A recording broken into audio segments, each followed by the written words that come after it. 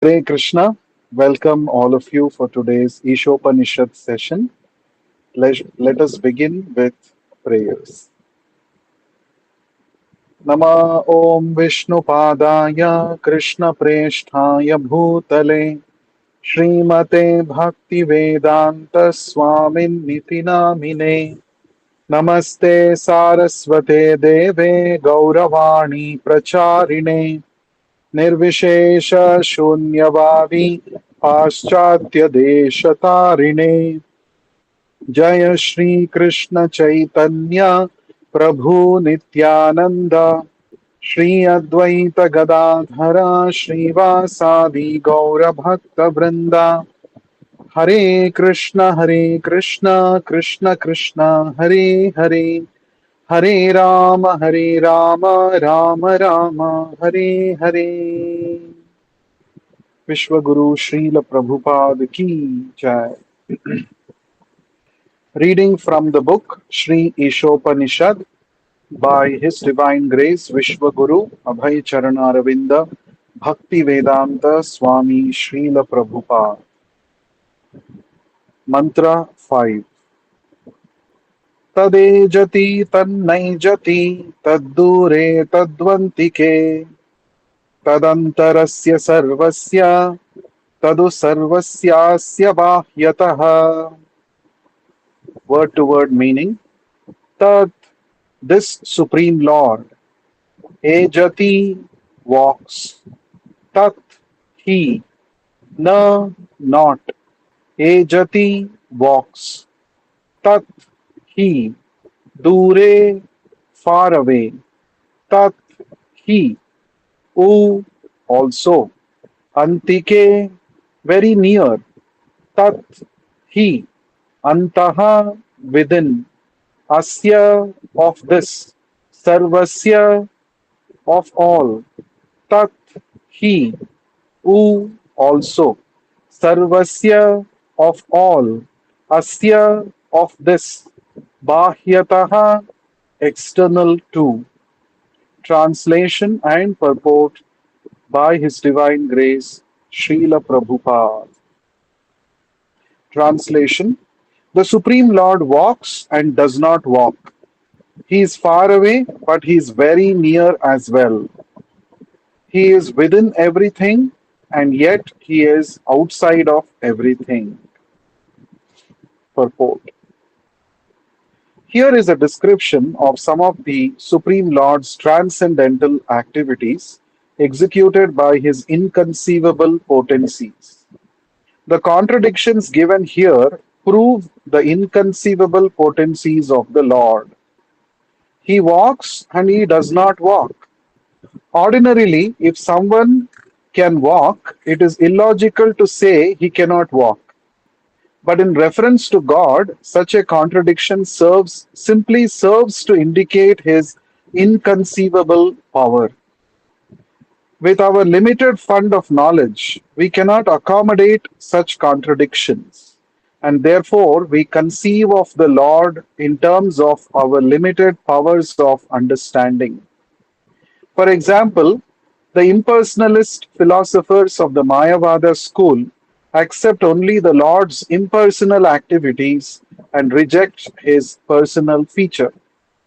But the members of the Bhagavata school, adopting the perfect conception of the Lord, accept his inconceivable potencies and thus understand that he is both personal and impersonal.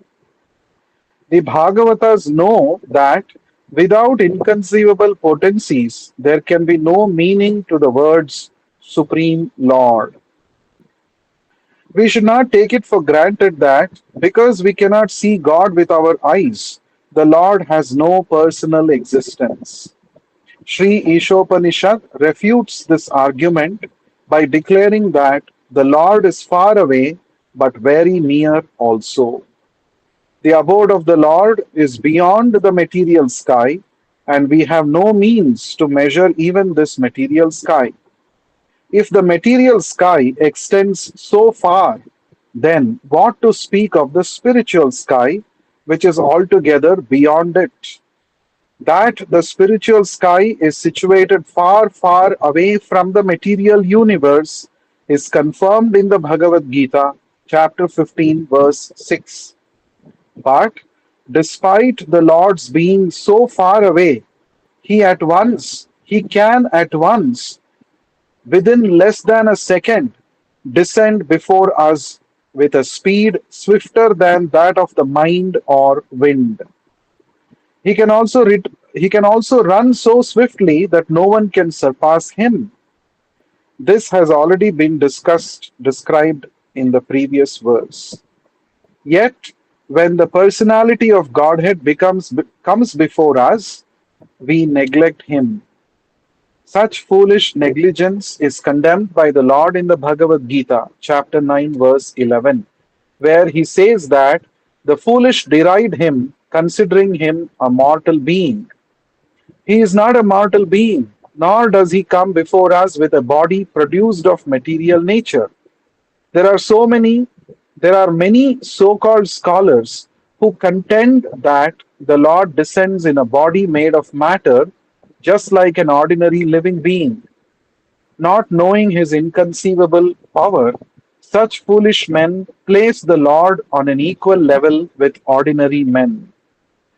Because he is full of inconceivable potencies, God can accept our service through any sort of medium, and he can convert his different potencies according to his own will. Non believers argue either that the Lord cannot incarnate himself at all, or that if he does, he descends in a form of material energy. These arguments are nullified if we accept the existence of the Lord's inconceivable qualities or potencies. Then we will understand that even if the Lord appears before us in the form of material energy, it is quite possible for him to convert this energy into spiritual energy. Since the source of the energies is one and the same, the energies can be utilized according to the will of their source. For example, the Lord can appear in the form of the Archa Vigraha, a deity supposedly made of earth, stone, or wood. Deity forms, although engraved from wood, stone, or other matter, are not idols, as the iconoclasts contend. We will continue to read. So we have discussed four verses plus the invocation mantra from the Ishopanishad. Now we are discussing the fifth mantra. So in this fifth mantra, there are certain contradictions presented in the activities of the Supreme Lord. It is very interesting to note. These contradictions can confuse an ordinary person, a layman, and not only a layman, even great scholars can get bewildered by such contradictions in the Supreme Lord. Let us see what is that. Tat ejati tan naijati. Ejati means he can walk. The Supreme Lord walks and he does not walk. Tad dure tadu antike. The Supreme Lord is dura, far away, and he at the same time, tad antike, he is very near as well. That is a second contradiction. And then, tad antarasya sarvasya, tadu sarvasyasya bahyataha. He is within everything, antaha, sarvasya, of everything, and yet he is outside of everything. Sarvasyasya bahyataha. Bahya means external, outside. So three contradictions in the behavior of the Supreme Lord are described here in this mantra 5. The Lord is able to walk. The Lord walks and he does not walk. The Lord is far away and the Lord is also very near to each one of us. The Lord is within everything and at the same time he is outside of everything as well. So when such contradictions are presented, what is the indication here? Now, these contradictions are to be have to be reconciled with the help of one concept that Srila Prabhupada explains in the purport. Normally, when you say somebody can walk, it means he can walk. And if you say that he cannot walk, then you are contradicting. How is it possible? A person at a given point of time can either walk or he does not walk. He walks or he does not walk. A person at a given point of time is near to you or he is far away from you. He cannot be both. A person at a given point of time can be inside a particular room or he can be outside that particular room. He cannot be both. That's contradictory. But all such contradictions can be reconciled when it is applied with reference to the Supreme Lord. When we understand this concept called Achintya Shakti, inconceivable potencies of the Lord. The Lord, He has got innumerable potencies which all act according to His will. All these energies are subordinate to Him, and these energies carry out the will of the Lord. Just like it is told about Maya Devi in the Brahma Samhita. Maya, who is the external potency of the Lord, it is described in the Brahma Samhita with a beautiful verse and an analogy presented in that verse. It is said, Srishti Sthiti Pralaya Sadhana Shakti Reka Chayeva Yasya Bhuvanani Bibharti Durga Ichhanurupam Api Yasya Cha Cheshtate Sa Govindam Adi Purusham Tamaham Bhajami. So this Maya is one of the inconceivable potencies of the Supreme Lord. And about this Maya, it is mentioned that according to the will of Govinda, Maya executes her activities in connection with the creation, maintenance, and destruction of this material world. And this Maya is just like the Chaya. Chaya means the shadow of the Supreme Lord. That means shadow, just like if we cast our shadow, a shadow of our hand, for instance, the shadow cannot move on its own. The shadow moves as and how the hand moves, isn't it? So, shadow is subordinate to the hand. The shadow of the hand is subordinate to the movements of the hand. In the same way, the Maya energy of the Lord is subordinate to the will of the Lord, Govinda, the Supreme Personality of Godhead. So, like this, the Lord has got inconceivable, innumerable inconceivable energies. Maya is just one of them, which is orchestrating the activities in the material world. But there are many, innumerable, many energies of the Lord, and all of these energies of the Lord act according to the will of the Lord. So, when it is mentioned here that the Lord walks and he cannot walk, it only indicates the Lord's inconceivable power. Lord can do anything. He is omnipotent. Sometime back, someone had asked this question. An atheist had asked a devotee, "Oh, you're telling so much about Krishna. Krishna is omnipotent. He can do everything and anything. So, can you answer this question?" So the devotee said, "Yes, please tell me what is your question." The question was, can Krishna create a stone which is so heavy that he himself cannot lift it? That is a question. Now you said Krishna can do anything.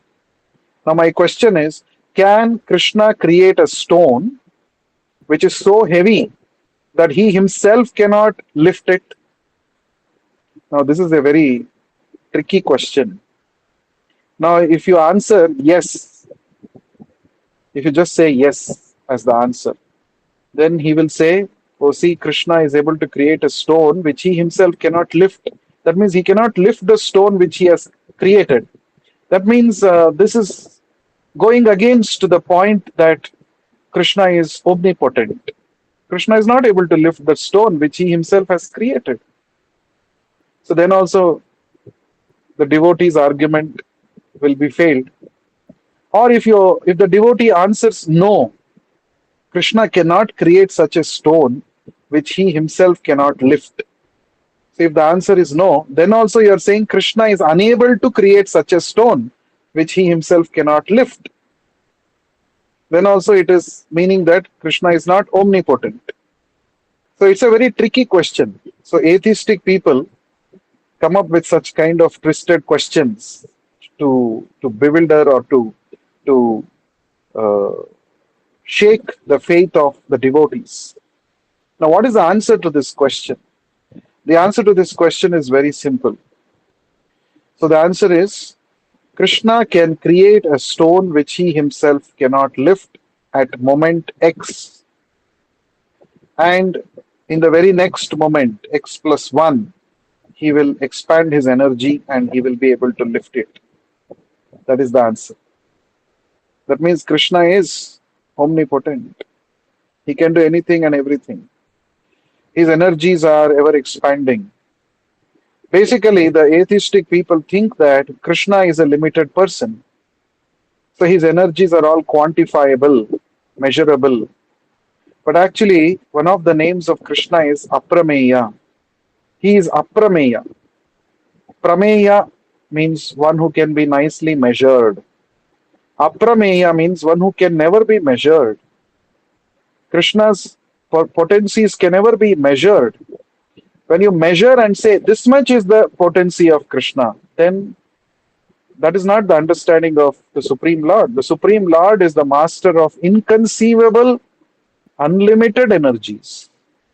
So it cannot be quantified at any given point of time. That is what we were discussing in yesterday's purport also. Srila Prabhupada was explaining that how through our limited mental speculation we can never understand Krishna. That's not possible. Krishna does not uh, fit within our limited logic with our limited speculative abilities. He is beyond that. Avan Manasa Gochara. Krishna is beyond our limited speaking abilities and our limited thinking abilities. So, the point is, Krishna's energies are all inconceivable. Inconceivable means what? So, Mahabharata defines the word achintya. Mahabharata says that which cannot be understood through tarka, through logic, debate, and discussion. That which does not fit into our limited logical debates and discussions. That is called achintya, inconceivable. Everything connected with the Lord is inconceivable. In fact, not only connected with the Lord, about the soul also, Krishna himself says in the second chapter of the Bhagavad Gita, some see the soul as inconceivable, wonderful. Some hear about him to be wonderful. So, like this, Krishna explains in the second chapter. Him here refers to the soul.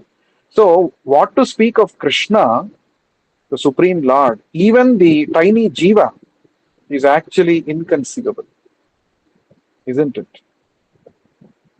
Just to understand, one example Srila Prabhupada gives, that soul is present within the body of a huge elephant, and the same soul, similar soul with same dimensions, is also present within the body of an ant. Right? Inside the ant's body also there is soul. Inside the elephant's body also there is soul. It's not that inside the elephant's body the soul is bigger and inside the ant's body the soul is smaller, or inside the microbe's body the soul is smaller. No, not like that. The same soul, balagra shatabhagasya shatida kalpatasya cha, it is explained in the Upanishad that if you take the tip of your hair and divide it into into 10,000 parts, the 1 by 10,000th part of the tip of a hair, that is the dimension of the spirit soul, Atma, the soul. Just it is very, it is not easy to even imagine that dimension. So the soul itself is inconceivable. Then what to speak of the Supreme Lord, whose parts and parcels are all these innumerable souls, all of us? So therefore, the Lord's energies are inconceivable. They do not fit within our tiny logic. First of all, we should not be too proud about our logical abilities and debating skills, isn't it? We are tiny people. How, with our tiny intelligence and tiny logics, how we can understand Krishna, as we discussed yesterday? That is why Lord Brahma is advising all of us. What we should give up? We should give up jnana prayasa. Jnane prayasa mudapasya namanta eva. So Lord Brahma's advice is give up your speculative tendency to understand Krishna. It is not possible to understand Krishna through your speculation. Jnana prayasa. Then what should we do? Brahma says you simply bow down in front of Krishna with devotion and surrender. Then Krishna will reveal himself to you.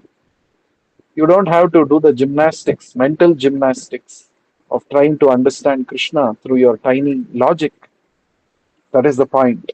So, Prabhupada is explaining with our limited fund of knowledge, we cannot accommodate such contradictions. And therefore, we conceive of the Lord in terms of our limited powers of understanding. So, we try to limit, we try to understand Krishna through our limited powers of understanding, but we fail miserably. That is not the way. In fact, especially with Krishna, if you see the Supreme Lord, uh, he is, of course, in other incarnations also, the Lord has displayed his inconceivable powers. For example, Varahadeva. Varahadeva appeared from within the nostril of Lord Brahma. Initially, he was of the size of a thumb, less than the size of a thumb initially.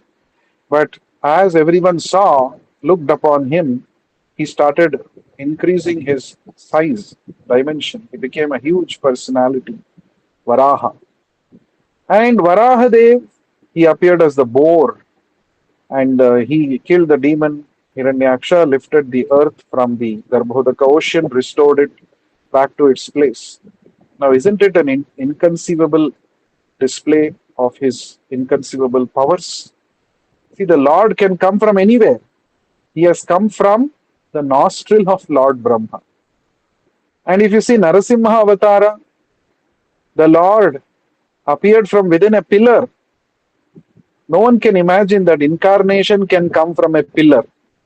And Narasimha Avatara, the form itself is inconceivable. How can, in the same body, how can someone have the features of a human being along with that face of a lion? How is it possible? Can any intelligent person in this world ever imagine such a form? Hiranyakashipu thought, I'm very smart. I have dodged death by asking this kind of benediction from Brahmaji. No human being, no animal should kill me. But the Lord combined both and he came. So no one can be more intelligent than the Lord. These are all displays of the Lord's inconceivable powers. So when we just begin to understand and appreciate the inconceivable powers of the Lord, we simply have to bow down in front of him and surrender to him. There is no other option for us. We are so tiny. We are so tiny and insignificant. And especially when the Lord appeared as Krishna, the Supreme, as he himself, he appeared, Krishnastu Bhagavan Swayam. All his activities from his appearance are full of astonishing, inconceivable display of his powers. He is the Supreme Personality of Godhead, but he accepted Devaki and Vasudeva as his parents. He is the source of all light, but he appeared in the midnight.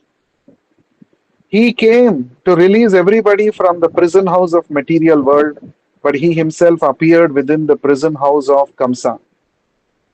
Like this, if you start counting contradictions in Krishna's activities, we will be simply astonished, isn't it? So, we cannot understand Krishna through our limited powers, that we have to accept.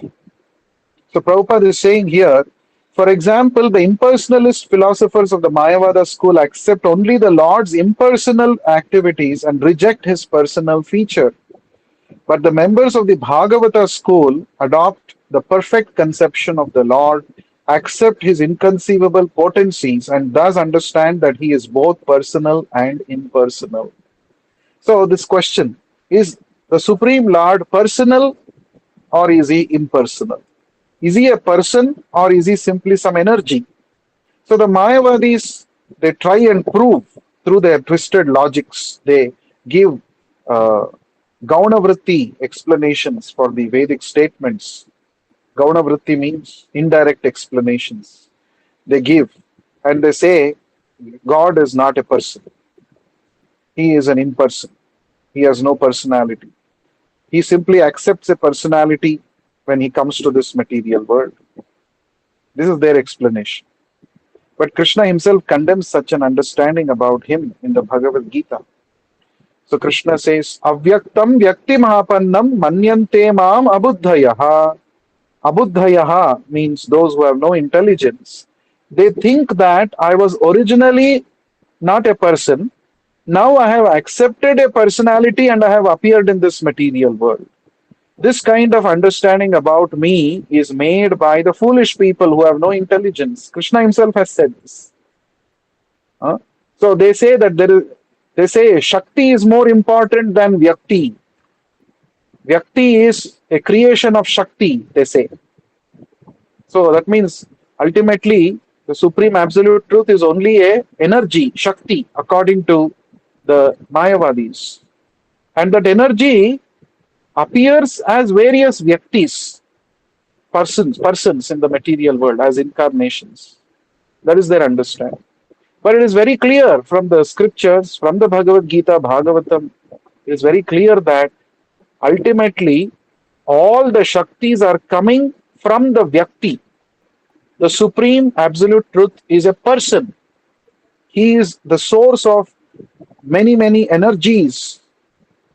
And at his will, he displays his energies. These energies are subordinate to him. Shakti is always subordinate to Shaktiman. This is the right understanding. So, according to the Bhagavata understanding, the Supreme Absolute Truth is simultaneously a person and he is also an imperson. Impersonal feature is one of the features, one of the facets of Krishna's personality. Ultimately, he is a person. And as Krishna says in the 9th chapter of the Bhagavad Gita, Maya tatam idam sarvam jagadavyakta murtina. Krishna says, by me in my impersonal feature, in my unmanifested feature form, I am present in the entire creation. So Krishna is present in the form of his energy throughout the entire universe, in the entire creation. That is his impersonal feature, energy feature. But ultimately, he is a person. He is situated in his own abode. And if a devotee calls out in pure love and surrender, he at once, immediately, he appears to protect such fully surrendered devotees. As we discussed, we should not think that, oh, the Lord is present in Vaikuntha, which is very far from this material world. So if I sit here in one corner of this material world and chant Hare Krishna, is that Lord hearing? Yes, he is very much hearing. Because he can travel at the speed of mind, at the speed of wind. He is present everywhere. Therefore, he is always attentive to the prayers of his sincere devotees. So, the contradictions presented in this mantra 5 with respect to the activities of the Supreme Lord only point out towards the inconceivable energies of the Lord, Achintya Shakti. We will discuss more about this Achintya Shakti of the Supreme Lord in the next session as we discover many more facets about this verse as explained by Srila Prabhupada in the purport. So we will stop here and continue our discussion on Ishopanishad in our next session. Thank you very much. Shri Ishopanishad ki jai. Jai. Vishnu Guru Srila Prabhupada ki jai. Jai. Now we shall be having the chapter 15 recitation on the occasion of Purushottama Masa. So request you to please stay online. We will start shortly.